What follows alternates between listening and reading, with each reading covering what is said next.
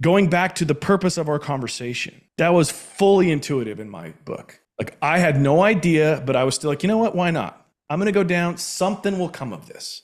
And it did. And it opened up other doors. I've had similar things happen with other very famous comedians that have given me opportunities as well.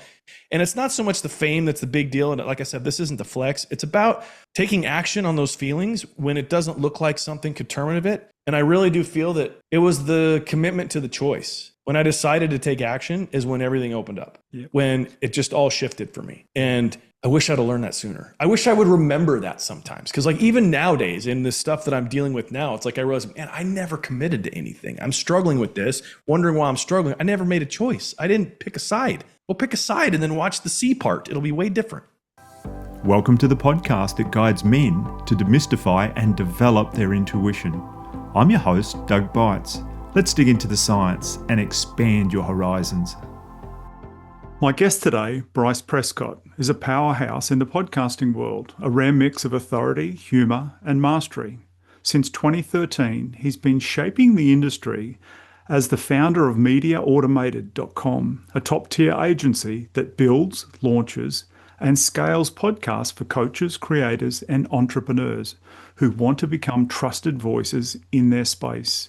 With over 12,000 episodes produced and more than 100 successful shows created, Bryce has become the go-to expert for turning a message into a movement and a mic into a money machine. He's also the creator and lead coach of The Lab, a private coaching community where entrepreneurs, creators, and leaders rebuild their alignment, master their authority, and design lives that match their message. Outside of podcasting, Bryce is a headlining comedian known for his sharp wit and fearless storytelling, blending humor, insight, and authenticity on stage. He's all about helping people to be seen, heard, and paid for who they truly are.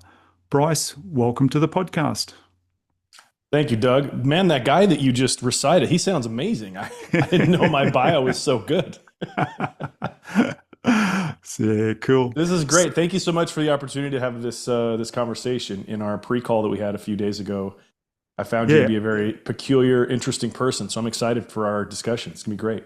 Yeah, I really enjoyed that too. Like we seemed to hit it off and connect it. And our, mutual friend Alan who connected us, I was the same way with him as well. Like hit it off pretty good. So I'm going to start off talking here about your podcasting. What do you think separates a good podcast from a really great one? That's a great question to start with because I believe most people get it wrong. I've been in this game for a long time. As you heard in my bio, 12,000 podcast episodes produced with our company. I would say about 2,000 of those were my own, whether I was the host or it was a show that I was either interviewed on or a part of directly. And the difference between a good show and a great show is quite literally the willingness that the host has to develop himself as somebody interesting. If you were to, for example, consider all of the content that you consume via podcasts, even YouTube channels, I would throw into this. If you were to look at what the draw is to why you as a consumer go to that show, you're going to find on some level a connection to the host.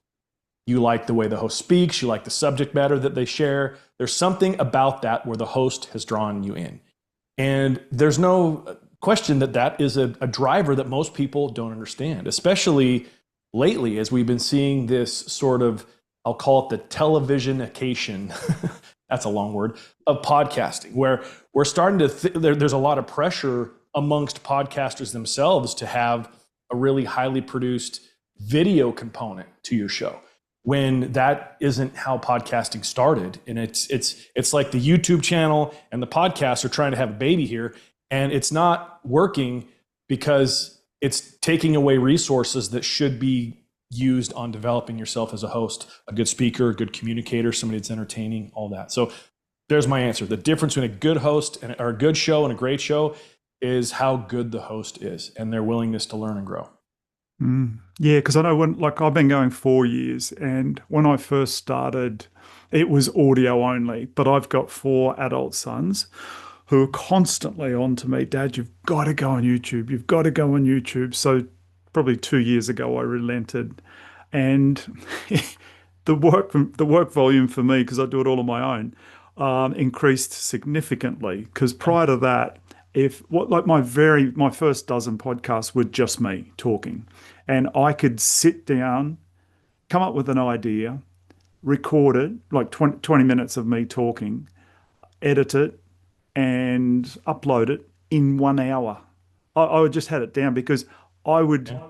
I knew what I was passionate about talking about, and off I would go. And I could just passionately talk about a subject. And rarely did I stuff up the first 10 seconds and have to start again. That would happen occasionally, but I could just waffle, boom. But as soon as I was going for the video, it changed a lot. It was like now I had to learn new skills. I had Yeah. basic editing skills, but had to, and then the kids would suggest a new software to do it with. Well, that was a whole new learning curve because the buttons were all in different positions, and Yeah.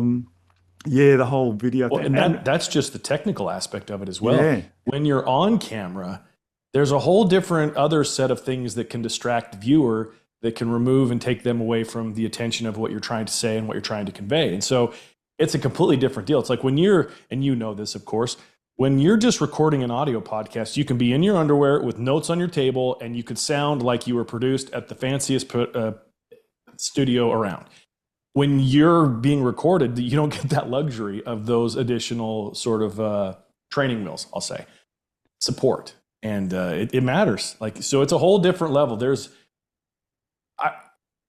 You have to have, it's two different muscles to be on camera versus just on mic.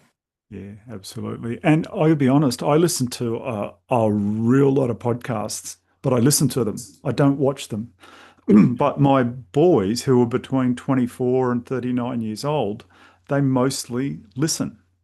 I know one of my sons, if he's going to watch the latest Joe Rogan, like 3 hour episode, he gets home from work and he sits and he puts it on the TV and watches it. And I'm like, where do you get that time to do? I don't. I'm in the yard with these Bose noise cancelling headphones on my rider mower because I've got acreage, and I'm out there listening to podcasts. I'm doing while I'm listening, which maybe you don't get as much out of it. But I also liked what you said too, that you have some connection with the host, and I do. And if I start listening to a podcast and I don't connect with the host, yeah, I stop listening pretty quickly. You're spot on there. There's got to Yeah. be some energy, some connection. There's something. Yeah, yeah, When yeah. I first started down my podcast journey, this was back in 2013.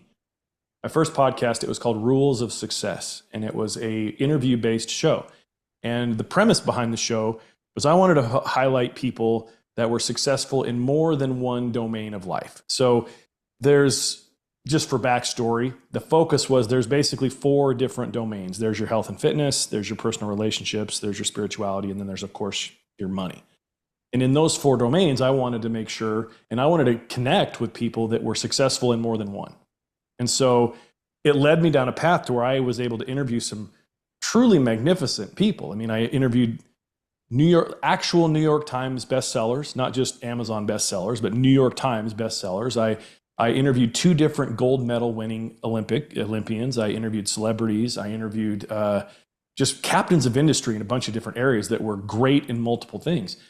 And what I found is that it put a lot of pressure on me as the host because I wasn't as dynamic as I wanted to be as a host to go out and get these big names to keep bringing in attention to me.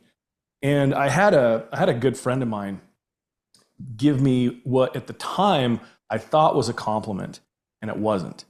He called me the Jimmy Fallon of podcasting. And so as a guy who liked the Tonight Show and liked the comedian Jimmy Fallon, I was like, oh, that's cool, because Jimmy was somebody I looked up to in comedy. I found him to be a funny spirit, and he just seemed to be really affable in his interviews. And I started looking into what he was doing as an interviewer and as a host, and he would just kind of like fawn all over his guests. And I noticed, and why this was not a compliment to me, even though I thought it was at first, was that he took all the attention off of himself. I mean, he had attention on himself being silly and goofy, but it was at a lower level to where he was elevating the guest, which is great in a lot of different scenarios. Like this guy's paid, $30 million a year or whatever by NBC to do that. So he has the luxury to minimize himself in exchange for maximizing the exposure to who he's on a show with. When you're a podcaster that's running a show bootstrapped out of your own bedroom, you don't have the luxury to minimize your impact. You have to maximize it so that you can, of course, increase your opportunities and be toe-to-toe with the people that you're going with, as to make it so that people were drawn to you as the host as well. And when I realized that, that's when a lot of things changed for me. I actually completely readjusted my format. I went to a solo show where it was just me, and I started working on the communication skills about how to be entertaining and interesting with the things I was saying. It was the first time in my entire life where I started understanding concepts like storytelling frameworks. Like, how do you structure the telling of a story so that it's interesting and it appeals to the psychology of the listener? I didn't know that before. I was just like, hey man, what's going on? So you're this guy? Cool, let's talk. I was very ill-equipped for a heightened level of expertise in that way, but that's what started it. Guys, if you're on a path of developing your intuition, and I know you are, that's why you're listening here, then the Neurovisor is a tool worth checking out. It uses light and sound to guide your brain into deeper states of awareness, helping you quiet the noise, tap into your inner knowing, and strengthen your intuitive muscle. And who doesn't want that? There's no pills, no fluff, just 11 minutes a day to reset your mind and reconnect with your instincts. I've bought myself one last Christmas and I've added it to my daily practice, and the shifts are real. This is not a paid ad, but if you use the link in the show notes for more information, I do receive a small percentage of the purchase price. I highly recommend you check it out.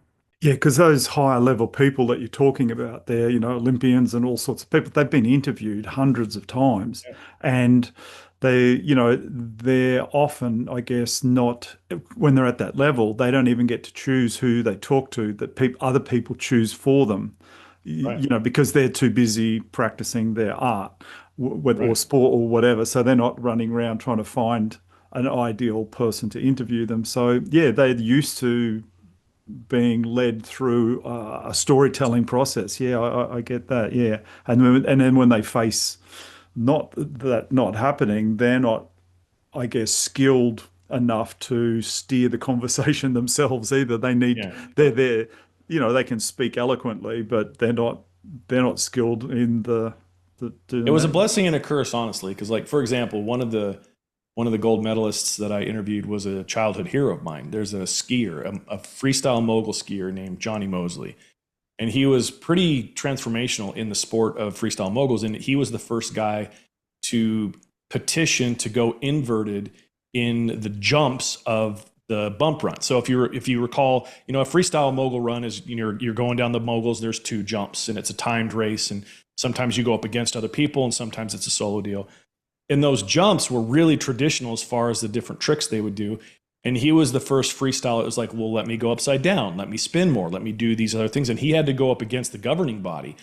And so I was watching this in real time as a skier myself when this was happening. And so all those years later, when I was able to connect with him and have him on my podcast, I was like a kid in a candy store. I mean, I knew everything. I was so well researched because I had lived as a fan of his and as a fan of skiing and watch him evolve the sport to where he was, if you were to listen to that interview, he's like, this is awesome, man. He's like, stuff nobody knows. Like, so we were able to have a really good, deep conversation about that.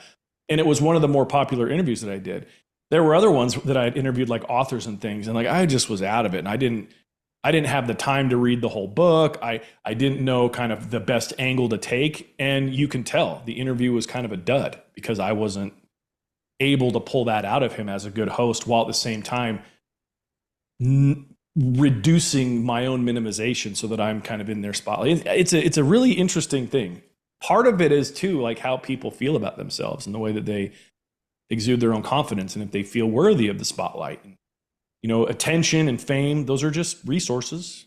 There's a resource of attention. There's certain things that come from it, like money. You can get things if you have attention on you and use those for good and create with that attention. And that was one thing that I had to acknowledge as well, is in the podcast game, I had to get used to the idea of having attention on me. Nobody builds a show to be a dud. Like they want it to be listened to by everybody. But then when you get into the process of it, you can start to realize what that actually takes from you as a person, and that you have to be willing to have there be people that don't like what you have to say, or don't like who you talked to, or are very vocal in those ways that happen on the internet, and deal with it. But it was a blessing and a curse for me, where I had great deep conversations when I was a part of it, and then ones that just kind of stunk because I didn't know enough to be interesting to help, pull out the stories from this guy, Yeah. whoever that guy was. Yeah. And I guess, yeah, had you researched them the same way you'd researched that downhill skier, they would have all been that good, because you had the depth of knowledge and you already had admiration for that person many years Yeah, I prior. don't know if I would have ever been that deep, because I mean, we're talking like I was kind of nutso with my attention to. It was like my favorite. Like Johnny Mosley was my favorite skier at that time. Like he's the only skier that's ever been on Saturday Night Live as a host. He was in this kind of quasi celebrity thing. He had the first skiing video game as a part of it. So like I was in it. Like I knew all the details because I was a mega fan.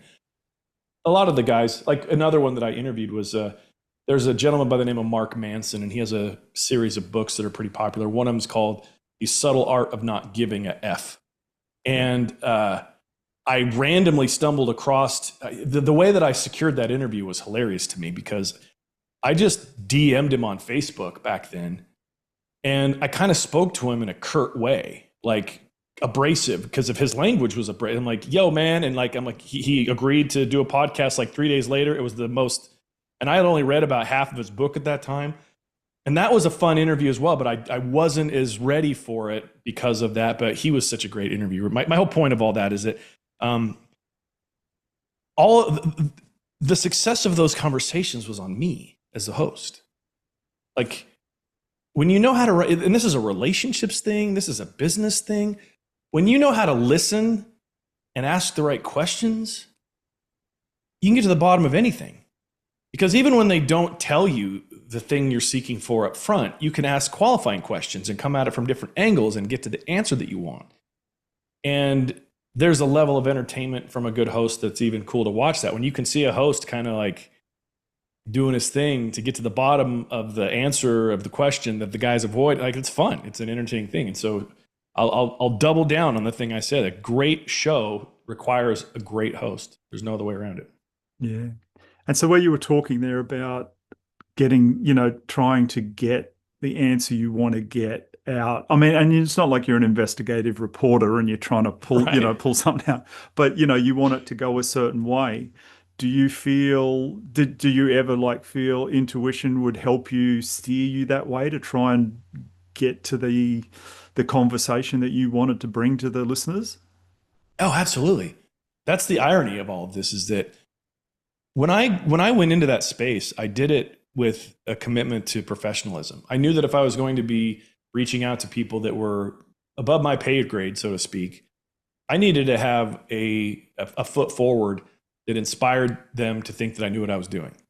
And so when it came to, for this is an example, I had a list of prepared questions that I would offer to the guest if they wanted to know the direction that I was going to take the interview. And it was pretty cookie cuttered in that it was some things about their pasts, some things about their current successes, different epiphanies. I did my best to avoid asking yes or no questions so that there was some sort of thoughtful response that had to come. But oftentimes that first sort of volley, when we'd get talking, it would go a completely different direction. And that was because I wasn't committed to the questions. I was committed to the conversation. And intuition is a big part of that. When you're hearing something and then the thought comes in or the feeling comes in and you're like, well, what about this? And then you follow it. And ironically, in the format of a podcast interview, it's very similar to how we can approach intuition in our own lives and how we look at it ourselves when we have that feeling or thought and go, what's that about? And dive deeper. But intuition played a big role, very big role. Like I don't think I would have been nearly as dynamic in those episodes had I just stuck to the script. Yeah. So it leads me now to, talking about podcasting. We'll get on to comedy and things like that as we go. But I never had much trouble starting my podcast with fear, but I've been going 4 years now. Twice in those 4 years, I've quit my podcast for once for 5 weeks, once for probably 3 weeks. At those times, I was starting to get a little bit like, what have I really got to say? So I was afraid of that. So if I'd have had those thoughts at the very beginning, I probably would have been too afraid to have started it, thinking that I didn't have a voice that was valuable, that needed to be heard. In the beginning, I knew I had a voice that needed to be heard, and I still do now. And not necessarily what I've got to say, but what the guests I bring. That voice needs to be heard. And for a new podcaster or someone who's thinking of starting a podcast, have you got thoughts to how to get, if they're too afraid to start, thinking that their voice is not important enough out in, because there's more than a couple of dozen podcasts out there. There's like gazillions of them. They're everywhere. I think there's 4 dozen total now. I think that's where we're at. We've surpassed 35. We're up into the 40s. It's great. Yeah. 40 million. Yeah. So, what advice would you have for someone who's thinking of starting a podcast, but like they want to, they know inside them, they know that they've got a voice, but they're just too afraid. Like, is there any advice you can offer there? Well, the first thing that I would say is that honor that feeling. If you have something that's bubbling up inside of you saying that you have something to say, there is definitely a reason for it. And the reason might not be the reason that you think it is. As an example, we're talking about host development and things with a podcast. Like, I've had that same experience myself where, I was counting them up. I've had over 12 different podcasts that I've started for my own purposes with different angles and different stuff that I've done over the course of the year since 2013 when I first got into this. Some have been comedy, some have been business related, some have been self-development related, some of them have been just all of that. Like, it's been fun, but at the same time, at every turn, I felt like I had something to say, and then I would get into it. And I realized a couple things. There's an equation that we have to account for. And I think we have to be honest with ourselves about this. The reason why anyone has a desire to start a podcast is because they, on some level, feel that what they have to say is going to move the needle and be helpful to someone else. Even if it's a sports podcast to talk about the local team, they're doing something to try to connect with other people.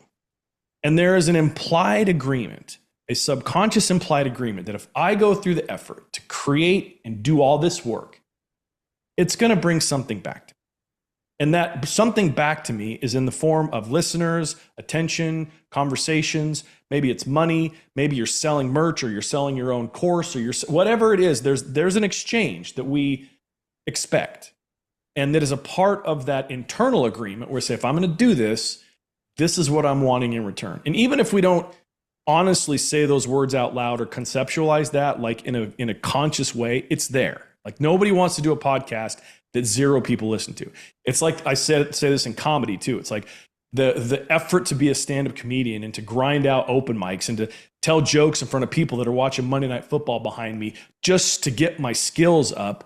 I'm doing that because I want you to laugh. If I go to a room and nobody laughs, and then I go to another room and they still don't laugh, and I go to another room and they still don't laugh, I'm going to check out. Like, I don't want to keep doing that. That's not the deal I signed up for. I'm not getting the piece in return. And so when it comes to people starting podcasts, they need to be honest about that. And they need to define it differently for themselves so that they can realize there's a twofold sort of goal that you're doing when you start your show. And if you can define what you want out of your show up front, you're going to be in such a better spot. Because when you have an expectation and you've defined that expectation, it's easier to manage that expectation. But most people don't do the managing or the defining. They just have this sort of feeling. So, but as far as like all the other stuff, just know this. There's no way around this. You're going to suck for a bit of time. There's no way around it. Even like I have people that hire me all the time to help. I have a program called the Magnetic Messenger, which it's for people that already have podcasts and they're trying to up their game as a host.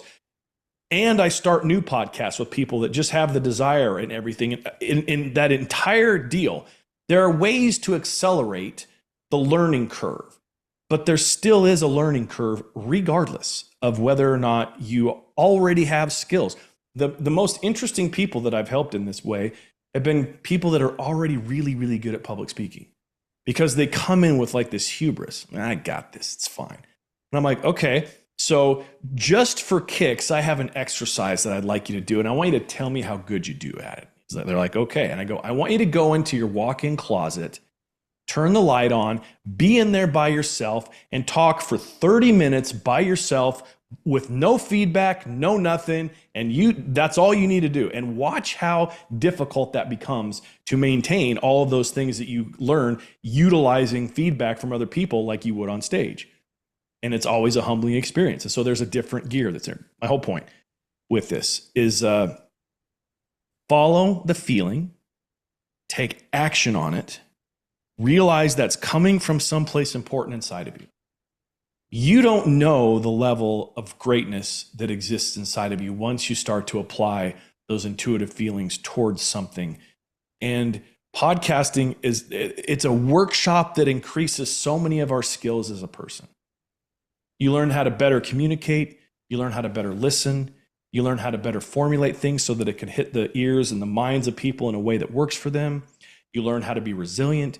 You learn how to be disciplined because of what it means to keep doing it over and over and over again.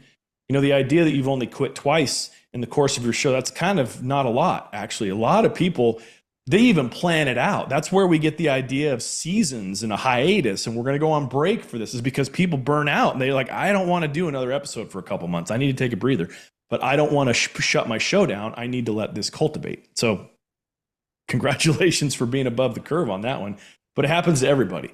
But the whole point, you're going to start it. My advice to you is start it.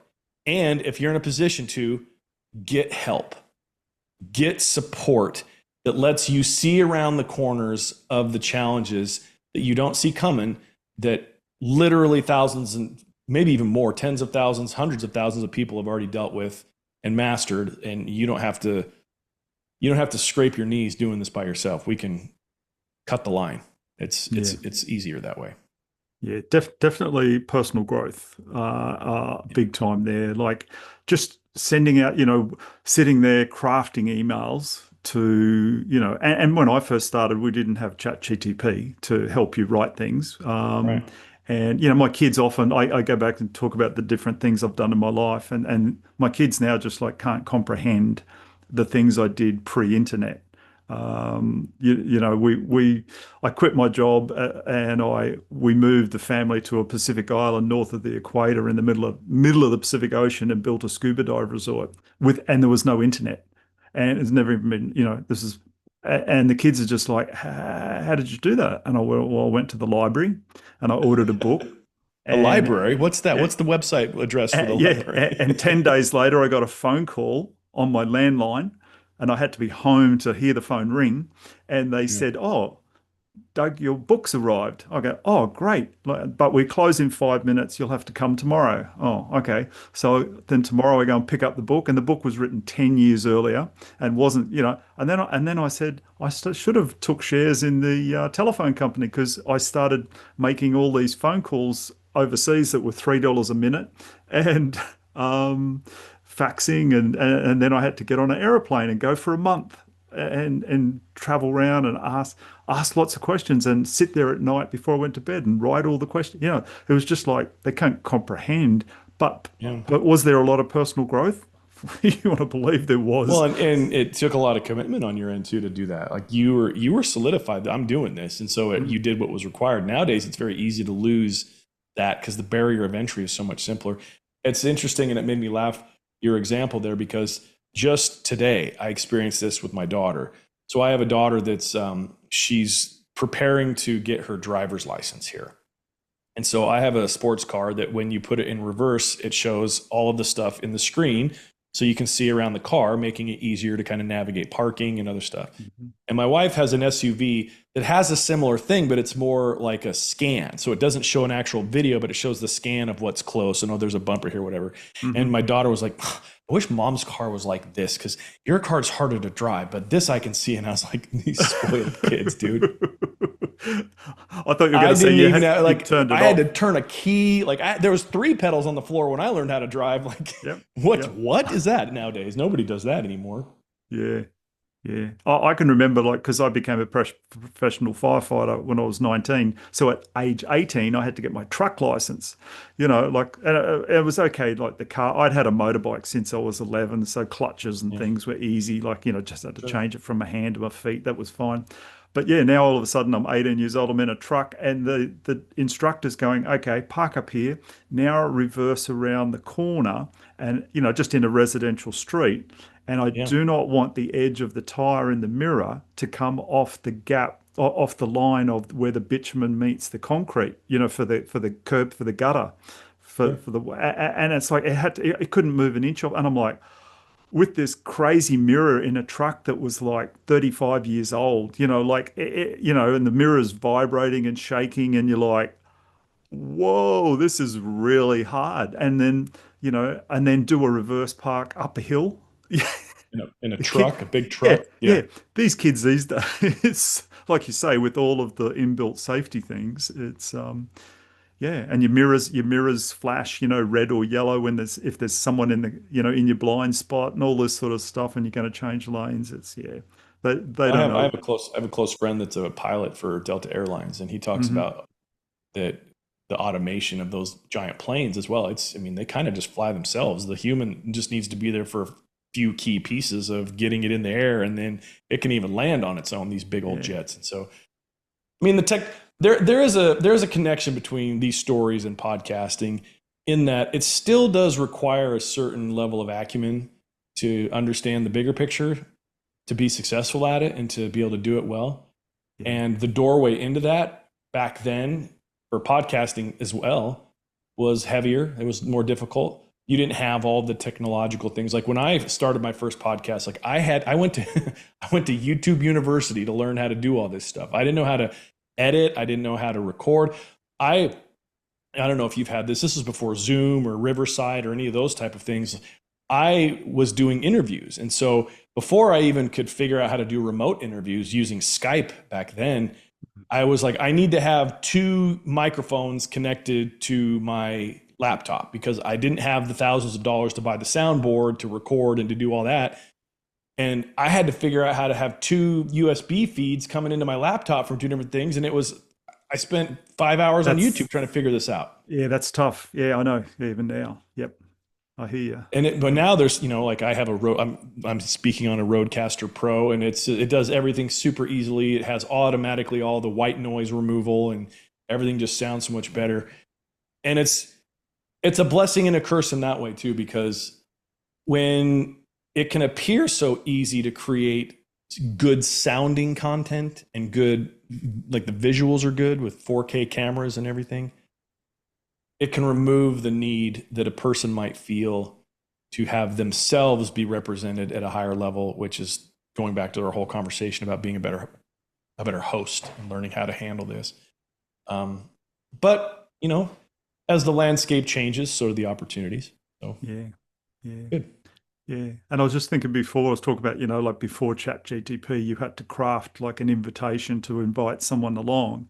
And, right? I mean, I've never actually gone in and put it on a spreadsheet of how many invitations I sent out to how many acceptances I get. I've never worked the percentage out. I probably should one day.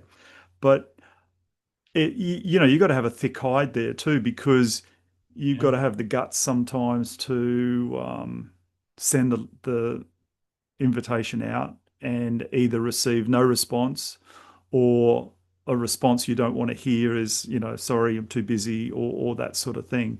yeah, And I have received those, but then there was a high level person that I probably 6 months ago I sent a request out to, and I got a very polite reply from the PA saying, oh, this, the gentleman has decided to pull back from podcasting, et cetera, et cetera. However, we do have this other person in the organization who fits, the bill with men's intuition. Would you like to interview him? And look, he was awesome. Like, I had him on and we had a wonderful conversation. I probably enjoyed it more than he did. It was a really good conversation, but I still, as much as I loved interviewing him and I wanted him on the show, I still would have loved the person, Sure. the founder of the organization. And I would have loved to have had him on. And then recently I saw him send out a newsletter that he'd just been on a podcast. And I'm like, yeah, I know.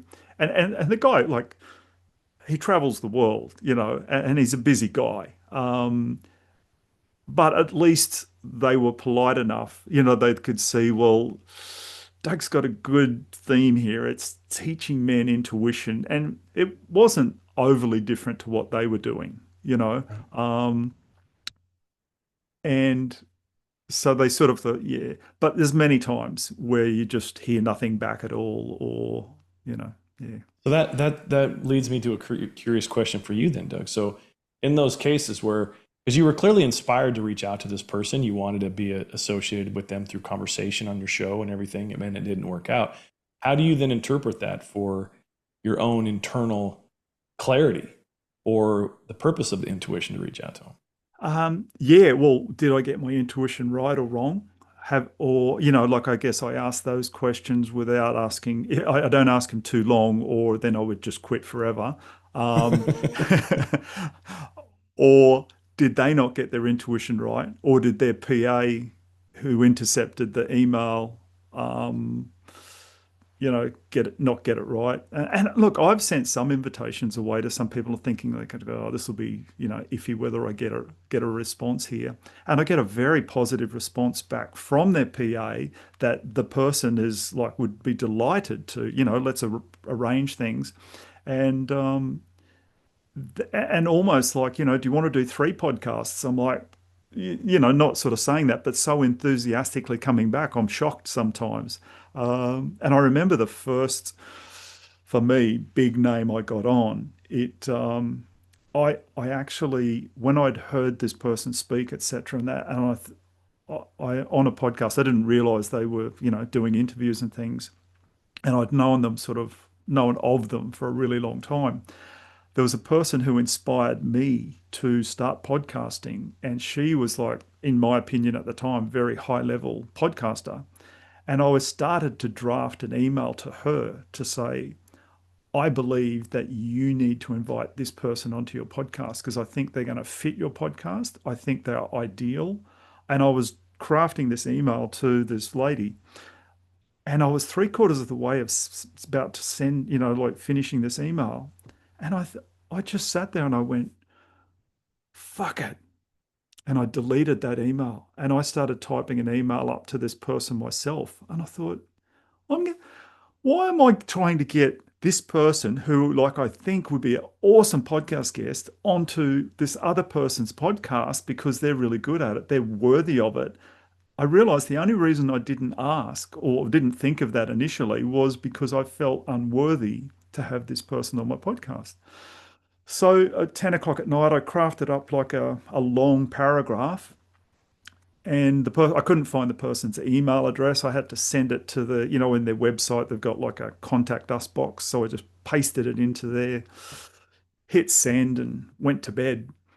And then sort of sometime through the next day, the guy comes on and he goes, yeah, sounds like fun. Let's do it. And I was like, wow. Yeah.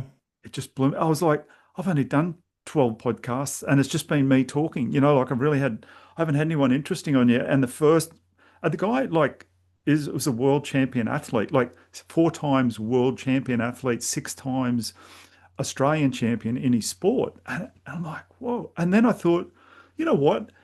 Because everyone that I interview now, it's all on Zoom because they live a long way away. This guy lived a 45-minute drive from my house. I thought, I'm going to be really cheeky here now that he's agreed. And I said, mate, I'd love to interview in person. At I live in this suburb. Would that work? Yeah, sure. And we cancelled and stuff a few times because he was a very busy guy and things got in the way. But eventually, he turned up at my house, and I spent 2 hours with him. And we went because I didn't do a pre-podcast call or anything like that. So we sort of Yes. walked around the property for sort of 20 minutes and sort of got to know each other. And then it was, I got to tell you, when he left, I was in awe because of his presence. Okay, so I'm gonna have to call you out on this. So if you Yeah. already produced and recorded that show and it's in your library, who are you talking about? Who's this guy? So the listener can go listen to the Okay. original interview. So his name's Trevor Hendy. He's Okay. world champion Ironman, surf life-saving Ironman. Like, I'm sure you're familiar with the show Baywatch. Hmm. Okay. He was on an episode of Baywatch, and you know what character he played? Himself. It's Yeah. great. Yeah, he played him, and so him and David Hasselhoff were running up the beach, like, and Yeah. sort of shoulder to shoulder, nudging each other out of the way to who's going to win the race and that sort of stuff. And like, he's talking to me through the interview, and he goes, yeah, I got invited into Michael Jackson's green room in front of a show, and he's, like, just before a show, he had him in, and then he said, when he was a lifesaver, Madonna came to Australia, and someone told her, "Oh, you've got to go and see the Iron Man." And so he said, we spent a whole afternoon with Madonna, him and like the other guys who would all go in these races, and like and then he came to my house, and then his wife's got a podcast, so I interviewed her, like probably a year later, and then bit over a year ago, I invited them both back to come again to talk about a specific thing. And so I had, for the first time, I interviewed two people, and I had them live here as well. And I've done very few live interviews because the people I want to interview don't live close by to me much, that with this world, the world we have now with Zoom, where we used to sourcing people from all over Well, the isn't that a place. cool experience? Oh, it was. It's awe-inspiring for me. Like, just to be around these people and their presence, and Well, and also um, you realize how normal they are. oh yeah, very normal. Yeah, yeah, yeah, yeah. No, it that is the thing. They are very, very normal. And he now has he didn't necessarily start the podcast, but he is one of three hosts that once a month they have a podcast. And I mean, like, he's good mates with Kelly Slater, and I don't know if you've heard of like Of the course. the surfer, like, and so he's Yeah. had Kelly on the show, and they're talking away like they've been mates for forever. Even though they're in sort of different sports, because Trevor's is surf life saving, and Kelly's is surfing, but they, um, yeah, like all these sort of different people. And so I love listening to his podcast now. And it's just like probably once a month they have someone, but it's all about longevity and increasing the length of your life, but not just in living longer, but living healthier and happier and more everything like that, to add another 10 or 20 years to your life I without know being for me in a that wheelchair. I know for me that I've had similar experiences, but not with those the reference like Johnny Mosley and stuff that I referenced. That was all over Skype. But when I started doing stand up comedy, I was really really lucky in that I started it in Salt Lake City, Utah, and the main comedy club there is called Wise Guys, and they have several locations.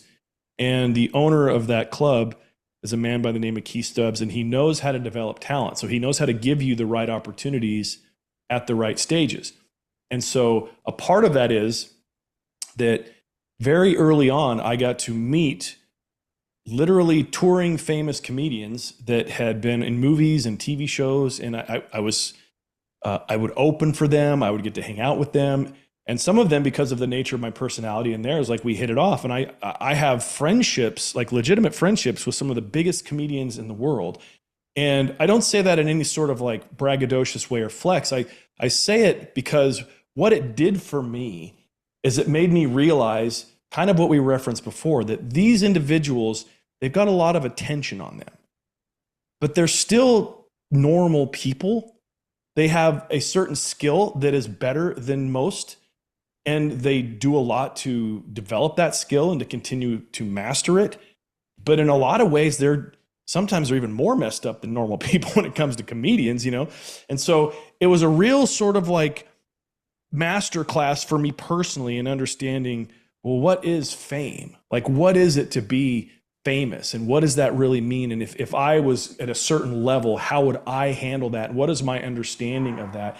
And it was really, it was disalarming for me, because before I thought that I would be bothered or be in some sort of like crucible of the attention and the fear of everybody. It's none of that. It's like there's ways to manage that nowadays. And And you can kind of have your own faux levels of fame, use like Instagram influencer type thing where you can build up and have parts where you're learning it's not nearly as big of a deal as being like Brad Pitt, but like you're getting there as far as like getting attention. My whole point of that is that being around those type of people, it's a blessing because you realize, oh, they've been rewarded for this skill that they have. It's truly extraordinary, while at the same time being a pretty normal dude, being a normal human being. And I loved that reminder because it kind of, it made me look at the playing field differently. It made me realize, okay, so I'll share this story. It's one of my favorite stories to tell because it's one of those that like I didn't see coming. I didn't think I was going to get to it. Speaking of intuition, so are you familiar with the comedian Andrew Scholes? No. So he has a podcast called Flagrant. He had President Trump on before the election in the United States. He just had Zohran Mamdani on his podcast. He's had Bernie Sanders. He's had a lot of very influential political figures on his show, while at the same time, he's a hilarious comedian. He has sold out Madison Square Garden several times. Like he's at that level of fame. He has a Netflix series that he's done. He's very, very accomplished, very, very wealthy, very, very famous comedian. And he's just a good dude. And before he got famous, he's been in comedy for 20 years and he was always at a certain level of fame. But before he like really got big, it was about 5-6 years ago. And I've been a fan of his for a long time. And I saw his name on the schedule that was coming for comics. And it was a weird night. Most comedy clubs, they do a Friday, Saturday type thing. Well, let me back that up. That's not necessarily the case in places like Los Angeles or New York, but in Utah, the major headliners would come in on the weekends and they would do multiple shows on Friday and multiple shows on Saturday. Very rarely would they do Sunday shows. Sometimes they would do a Thursday show if there was enough demand for them, because the showroom to which we were having these shows was a 350 person deal. So to sell more tickets, make more money, you got to do more shows when you can only have 350 seats for somebody that's got, a level of fandom traction. I asked the owner, I see Andrew's on the schedule. Is there any chance that I can be a part of that show? And he's like, sorry. He said he's bringing his own people. They don't need an opener. They don't need a host. So they're good. However, if you wanted to just be here, show up and, you can hang out in the green room and meet him. And nice. That's kind of a normal thing in a comedy club. Like the green room, depending on how people handle it, the club owner's a big deal with this, and also the headliner that's coming in. Sometimes they don't want anybody in there and sometimes they don't care. And so there's always local comedians that are kind of a part of the scene that come in and get to meet him or whatever. So, but the weird thing was it was a one night only deal. It was a Sunday night for 2 shows, which is very, very rare. And so the first show was going to start at 7 Sunday night. I got down there about an hour early and I'm turning into the parking garage and I see him and his guys, Andrew and his guys, getting out of their Uber to go into the back entrance of the club. And I was like, oh, this is awesome. I'm here early. So I get in there and I'm in the green room and the owner is showing him the entire facilities. It's quite a large club. It's got multiple stages and things. And the biggest one is the showroom, which is 350 seats. And I'm just hanging out in the green room and he comes around the corner, the club owner, Andrew, and his other 2 people that were with him. And I get introduced. Hey, this is one of our local guys. This is Bryce Prescott. And Andrew super warmed me, shakes my hand, and we're just kind of talking. And then Andrew kind of does this thing where he's like, hey, I know I told you I didn't need an opener or host, but do you know anybody that could like do that? Would that be okay? And the owner looks at me, he's like, what about this guy? And then back of his hand slaps my chest, like, what about this guy?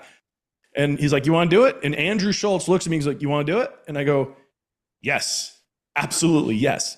And so he's like, well, then come over here. And we had a conversation that was about 45 minutes long about Utah and about Mormonism and about all of the cultural aspects of that state. And he then went on stage, did 20 minutes of new material based off the conversation that I had that was hilarious about, all that stuff. And the lesson of that was stay ready so you don't have to get ready. Like I went there not thinking I was going to have a chance. I went there strictly as a fan. Like I get to meet this guy. This is kind of cool. And then it turned into an opportunity to where Until he transitioned out of doing the club because he went into bigger venues. I was the guy that hosted every time he came to town, and we maintained. I could text him right now. Like there was a friendship that was developed there that was because of that. And going back to the purpose of our conversation, that was fully intuitive in my book. Like I had no idea, but I was still like, you know what? Why not? I'm going to go down. Something will come of this. And it did. And it opened up other doors. I've had similar things happen with other very famous comedians that have given me opportunities as well. And it's not so much the fame that's the big deal. And like I said, this isn't the flex. It's about taking action on those feelings when it doesn't look like something could turn of it. And I really do feel that for that specific example and many examples like that in my life, it was the commitment to the choice. When I decided to take action is when everything opened up. Yep. When it just all shifted for me. And I wish I'd have learned that sooner. I wish I would remember that sometimes. Because like even nowadays in the stuff that I'm dealing with now, it's like I realize, man, I never committed to anything. I'm struggling with this, wondering why I'm struggling. I never made a choice. I didn't pick a side. Well, pick a side and then watch the C part. It'll be way different. Yeah. And if you pick a side, you get to sit on the bench with the jersey on because you've picked them, and the coach might go, we're short. Three of the players are injured. You're in. And you're like, Yeah. But if you didn't pick a side, if you didn't have the jersey on and you weren't sitting on the bench, you're just sitting in the audience. You're not going to get picked. If you don't send the invitation out, they're not going to reply. Like, and I'm just thinking there, that guy that I mentioned earlier that I asked, and they politely offered me someone else within the organization. Like the guy that I got was appropriate. The interview was that good.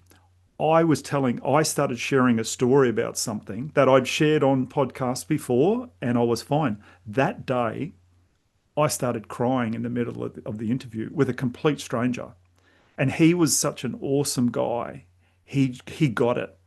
And I did edit, and I cut like probably 10 or 12 seconds of the interview out, not to hide that I was crying. But just it was silence. It was just like people would turn the podcast off because there was nothing there. So you know, on that one, I got what I needed. Had I got the boss, that probably wouldn't have happened. So for that day, I was and when it was all over and we stopped recording, he was awesome with the whole thing. He got it. He was heavily involved in men's work, and it was nothing that he said. It was just me sharing a story. And I said to him, I don't know what happened there. Like I've shared that story before half a dozen times through the years, and it's never got me that way. But that day, I needed some personal growth. I needed to, something to release, some stuck energy to move, and it did. And yeah, but had I not asked in the first place for his boss, I wouldn't have got him, and I wouldn't have had that personal growth on that day. So yeah, the personal growth and the change and the just and like you say, being in that green room with that other comedian, you were sharing his energy, and you can feel, and that's why I said like with Trevor Hendy, like the guy is just he exudes like for he's very open. He stuffed up his first marriage. He openly says all the fame, all the bikini girls,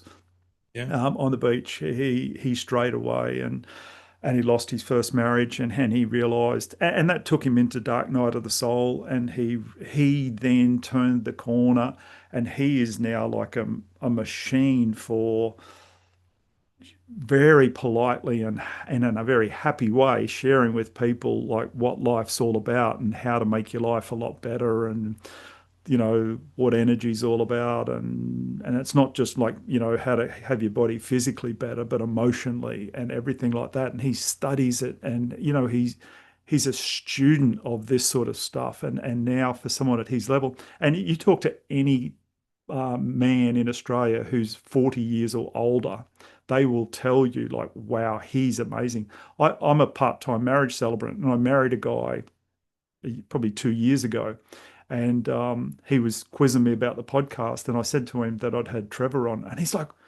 really? Oh, he goes, guy, he's my hero. He goes, this is a guy in his early 40s saying to me, Trevor is my hero. And like, and this is from when he was, in his surf life saving days, and he used to use intuition back then too. He told a story. They would do a beach run, paddle on a board, and then a couple of kilometer swim. So they'd swim out through the waves, and there'd be a big floating buoy way out the back, and they'd have to swim around it. And he said, they never knew which was going to start the race, like the swim or the run or whatever. They'd draw that out of the hat 10 minutes before the race, so that it was always random what they were going to do. And the last leg of the race was the swim on this one, and he'd not done well in the previous two, the run and the paddle on the board, and he went into the water last. And all of a sudden, a song came in his head. It was the Fleetwood Mac song, "Go Your Own Way."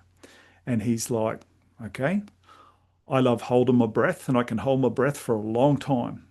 So down he goes under the waves, and he just stays down there, and he just starts kicking. And he says, before long, I find like this outgoing rip that's just pulling, but it's only on the bottom, it's not on the top.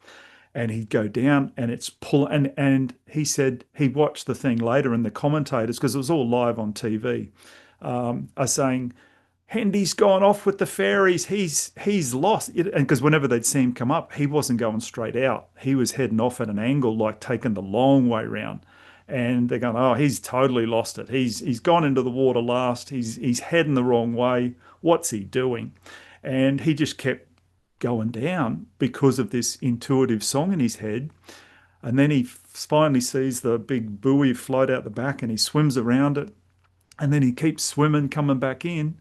And then he sort of sees all the boys still swimming out. He didn't realize. And then the commentators are going, what just happened? And he won obviously he didn't do that all the time, but that day he went from last to first in the last leg of the race by following his intuition. And off he went, and using the ocean currents to give him the momentum. So, and then from things like that, so to have, well, I guess what I'm getting at here, to have this world-class athlete who is so intuitive now and recognizes how intuitive he is, and, helps to, he public speaks all the time and all that sort of stuff. He's, a real ambassador for improving your life and etc. Let me share something with you, Doug, because I feel inspired about this in the moment. Not only were you able to participate in his energy and be a part of him in that way, he was able to be a part of yours. And there was something that you returned back to him in a way that helped him feel comfortable to come back many times and to have even what I would consider from an outsider's perspective, a friendship with you, where he finds you to be curious and interesting enough to where he's a phone call away, I'm sure. And so you were worth that, period, full stop. And that's a lot of times there's a bunch of different angles we can go with this from this specific point. But the major kind of thorough through is that we minimize ourselves when we get around people that have attention. Somebody's attention, somebody's fame, somebody's spotlight, we allow it to think that ours isn't as much or as valuable because it's different or it's not in the same intensity as them. And I've learned that many, many times. It's been a beautifully humbling thing to be reminded that, oh yeah, me too. Like I was giving all this attention and respect to these individuals, which was earned, and I would gladly do it, but they were returning it to me. And I had to accept that. And it was an adjustment to accept that, because kind of going back to your very first question and some of the things about starting a podcast and the fears associated with it and everything. I think that people fear their own magnificence. I think that we like to, because we know the recipe of ourselves, we know all the good and all the bad, every mistake, everything. It's very easy, energetically speaking, to hear the bass notes of our mistakes and our negative aspects of what has brought us to where we are, and to drown out the treble notes at the top of this register, which are our beautiful, magnificent light. But because when we get outside of ourselves and we see ourselves from the vantage point of other people, like we're reminded of that. Like and I don't know what it is about wealth and fame that seem to be the two areas that most scramble that message for us. Mm-hmm. When we're around really wealthy people or really famous people, there's a weird sort of adjustment inside of us as far as a second guessing of our own magnificence. Yeah. So I just wanted to take that moment and be like, no, that was, you brought that into your life. He found you to be valuable enough to Yeah. want more of you as well. So Yeah. And you're have your right. head high on that. He has, yeah, well, I do jump on time to time and text him, and he, we do send each other messages or things. Yeah. And it's great. I love it. And yeah. And you're talking about on my last podcast I was recently doing, the guy was from working in LA in the movie industry for many years. So I was telling him that as a firefighter, I'd worked on a movie set, and one of the actors that was on this, we were there just in case, because what they were filming that day, they could have, burnt the building down, sort of thing. So we were just standing by in case anything happened. And the British actor Rowan Atkinson was there that day, and you're familiar with him, Mr. I Bean? think so. I'm envisioning somebody in my mind, and I think it's him. I'll Yeah, Google him after yeah, our yeah. call to make A sure. really goofy comic, like really goofy, like to the point where I love his crazy comedy style. And most of his episodes, he doesn't even speak. It's all just mine. But he was on the set, and this is a long time ago. This is 25, 30 years ago, and he was standing on the corner of it, and he in his as his character Mr. Bean, which was not he was not Mr. Bean in this movie. He was somebody else, but he wasn't being filmed. He was just standing That's on the who it edge of the is. set. Okay, I Yeah, know who Mr. Bean is for sure. yeah. He was standing on the edge of the set, and all the attention was not on him. It was all the cameras were aiming elsewhere. And I watched him, and Mr. Bean does this weird, crazy yawn where he gets his hand and he does this funny thing with it. And I'm watching him out of the corner of my eye, and he did, and no attention's on him, but he did that funny thing. And I'm like, and I was saying to this guy like about that, and I said, you wanted to go over and talk to him, but you knew you couldn't. You sort of weren't allowed to. And I said on this last podcast, 25, 30 years ago, I would have never known what to say to him anyway. So yeah, I'd be too afraid to go and talk to him. Whereas now, I'd have my level of confidence with people is significantly different. Where if I was allowed to go over, if the boss of the whole thing said, if you want to go over and talk to him for 2 minutes, go for it. I would just casually wander over, and I'd be happy. And I have the confidence now to just start a conversation, talk about whatever, and don't really care whether the conversation's shallow, deep, whatever, as long as it's friendly. And Yeah. and makes him feel better, and just sort of say, look, I love your character. I know you're really not Mr. Bean. Every time I see you, you are Mr. Bean. You bring delight to my life. I love it. Thank you, thank you. And whereas 30 years ago, I couldn't have. I'd be tongue tied and you wouldn't know what to say. Starstruck, yeah.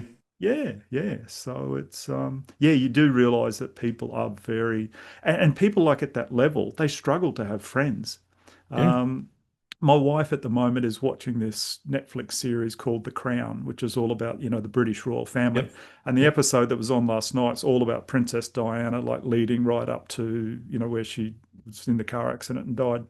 And you just see how fragile she is, and Yeah. how, she's starving for human interaction. She's been rejected by her husband, and, she's isolated, and every time she goes out, she gets way too much attention. And Right. so and you just realize these poor people, their life is shithouse because of the attention they get is not care. The energy people are putting towards them is to try and take from her the whole time. Nobody's there. There's no give and take, and people like sharing their energy with her in a polite way. And so they're all very normal, very real people. Yeah. And even one story, the Queen decided to give this speech, and the Queen Mother read it before she gave it. She goes, "You can't say this. You can't say these things."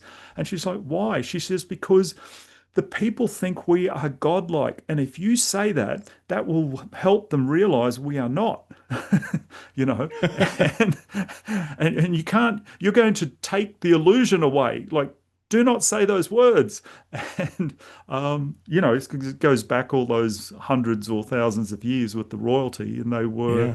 these godlike figures, and we, I can remember my own mother saying, we've why do I have to sweep the floor, Mum? Like, why have we got to keep it clean? And she would occasionally she'd say, well, what if the Queen suddenly arrived unannounced? Like the floor, we need to have a clean floor. Really? She had this, people like this up on pedestals, and yeah, they're all real. They all need love. They need attention. They need conversation. But you can't be there trying to suck it out of them. Right. And you have to have something in exchange for them too. Like you've got to provide something for them in return, Yeah, yeah, even if it's just energetic and respect and appreciation. yeah, exactly. Yeah, and that's yeah. What better things can we get from life to feel appreciated, feel loved and kind, and feel like there's a good balance of give and take. Um, yeah. And I think intuition in men helps them realize that. If we'll let that into, those inner hunches, feelings, and yeah, yeah, very good. Beautiful thing. Yeah. All right. Well, we're coming sort of towards the end of our time. Is there I'll have all your contact details and stuff like that in the show notes. Is there anything we haven't talked about today that you would like to share or anything? I think this has been a pretty intuitive chat with where we've gone with it. Unless there's something that you're seeking, I feel pretty good about our conversation so far. I'm grateful to have been given an opportunity to talk to you and to your platform about just my stories and my impact and the things that are important to me. And I'm hopeful that those that listen to this show get something out of what they heard here, and that inspires them towards action, towards their best self, and that they feel a little nudge in the right direction, which is what intuition is just a little nudge in the right direction. I think I'm good, but I'm also open. If there's something else that you wanted to discuss, I'm open to that too. But I feel pretty satisfied with our conversation. Yeah, no, I'm happy. And I just want to say to those listening, if you're thinking of starting a podcast, in the show notes, there'll be the link to Bryce's company, to his website there, where you can go on and get help, and they can have I guess you offer a free call where they can connect and discuss Absolutely, things yeah. initially. Yeah, yeah, yeah. Get some Yeah, guidance and that sort of thing. Yeah. I'm pretty boutique. So the discovery call that we have with people is kind of a two-way thing, where like I'm qualifying them at the same time to make sure that we have an ability to succeed together. Yeah. But yeah, it's free, and it's mediaautomated.com it's a pretty simple website, but it's got some videos and testimonials and kind of shares with you the specifics of the real low end specifics of what we do there. And then there's a calendar feature right there on the website where you can get on my schedule and we can have a great chat. Good. I feel empowered. I feel impassioned by that, not because so much for the podcast aspect of it, but because of we're reaching a point in our culture and in society where telling the truth and having a willingness to authentically express ourselves and the things that are important to us is extremely needed and extremely valuable. Yeah. And so a part of my purpose in life's work, I feel, is helping to get people more comfortable with their own truth, and then pairing that with skill sets that allow them to share those things in a manner to which it makes it easier for the listener to receive them. Yeah. And it's fun for me. I get a kick out of it. Excellent. Yeah, and I think if people are listening still at this stage now, like we're an hour in, I'm sure they've got a feel for you, like whether like how you are in the world, how they're going to have a fair idea of what the conversation's going to be like, how it's going to go back and forth, sort of thing. And yeah, for those who feel comfortable with your style. There's over 8 billion people in the world, and we don't all match all of them. So I'm sure you don't want 4 billion phone calls, but for those who are listening and wanted to start, yeah, hopefully some of them connect with you and get the help they need, because it's a learning curve, and there's a lot to. Well, as you learned too, like part of the intellectual lifting is preparing for what it's going to take to actually create the show itself. Like there's the decision to do it, and then there's what is this going to mean for me going forward in order to be successful, and how much work is it going to be? Because I know for me, I didn't know how much work it was going to be. I had an idea, but I was way off. And so there's two ways to do that. You either pay with your time or you pay with your money. And so there's ways to kind of have a mixture of both of those and make it as easy as possible. But the point of all that isn't me to try to sell my services. It's more to just empower people to lean into their voice and to get really, really good at expressing it in the ways that is both truthful, real, and easy to receive. Yeah, because I think the world's starting to realize that the standard media that we've always absorbed through the years, particularly like when we were kids, like the TV, Yeah. people are starting to realize that what we hear there isn't always authentic or truthful. And a lot of other people like you and me, normal grassroots people, have a voice, and we are happy to speak our truth. We're not, we have no interest in deception. Doesn't mean everything we say is 100% accurate, but we in our hearts, we are sharing with what's accurate. Whereas some other types of media, I think, have potentially gone out of their way to guide people in a way that is just out to satisfy someone's bank account or other things. There's a lot of authentic voices out there that need to be heard now. Well, there's a piece of that I think is important to illuminate in that. I know this is happening in the United States, and I'm pretty sure it's happening in most places in the world. The faith in our institutions is at an all-time low. Like, we do not look at government or media with a sense of confidence that what we're getting is what we're being told. So what that means then is that there is an opportunity and a responsibility to the individual to speak their mind so that we can at least have a format where we can gather and get to the truth. And then from that place of truth, whatever it is, we can then make decisions that are best for us. Yeah. And, the old time where we would lean into, government and TV and everything to get our answers, and we'd watch the news and it was, we believed we were being told the truth. That's done. Like, now there's so many different dissenting voices, and lying has become so prevalent that there's very little consequence even for being dishonest. But there's something that I believe ties in with the message of this entire conversation, Doug, is that truth has a frequency. When you speak authentically and you speak truthfully, it feels different, and it cuts through noise, and it cuts through that energy of deception in a way that it impacts you in a beautiful way. And so when you become comfortable with telling the truth and you do it in a way that's magnetic and charismatic and dynamic, it's a superpower. Yeah. And it will allow you to make change and to transform by simply doing it. And that lights me up to think of the work that I'm doing, the work that you're doing, that others are doing, where we are empowering people to share their voice and to do it in a way that's real and honest, and then to gather community through the result of that. That's how we fix this place, man. That's how we get to the bottom of all this. And there becomes a point where we are energetically tuned to only know how to receive truth, and that we will repel lie. We can't even stomach it because we just know it doesn't work. And next thing you know, our planet's in a better shape than it is now. Exactly. Yeah, no, that's very true. And like you were just saying there, where there's no consequences almost for all the lies. It's, I think there will be, but there's no obvious immediate consequence. And so they continue to do it. And no, I hear you. Yeah, very good. And so intuition, having those inner feelings, gut feels, hunches, inner knowing that something's true or not true, that's what we're trying to build in men so that they can discern things for themselves. Yeah. Excellent. Love that. All right. Well, thank you for your time. And we've got some gold nuggets in there for the men listening to sift through and help him, use in their lives. And thanks for your time. You're welcome, Doug. This is a pleasure. Thank you so much for having me on. Well, we're at the end of another thought-provoking episode. Remember to subscribe so you'll be alerted to new episodes. I want to say thank you to the men who are joining me on this journey of intuitive development.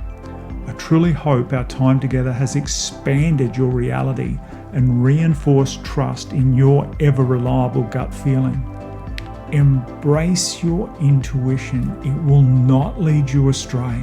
Until next time, stay tuned, stay curious, and trust your gut.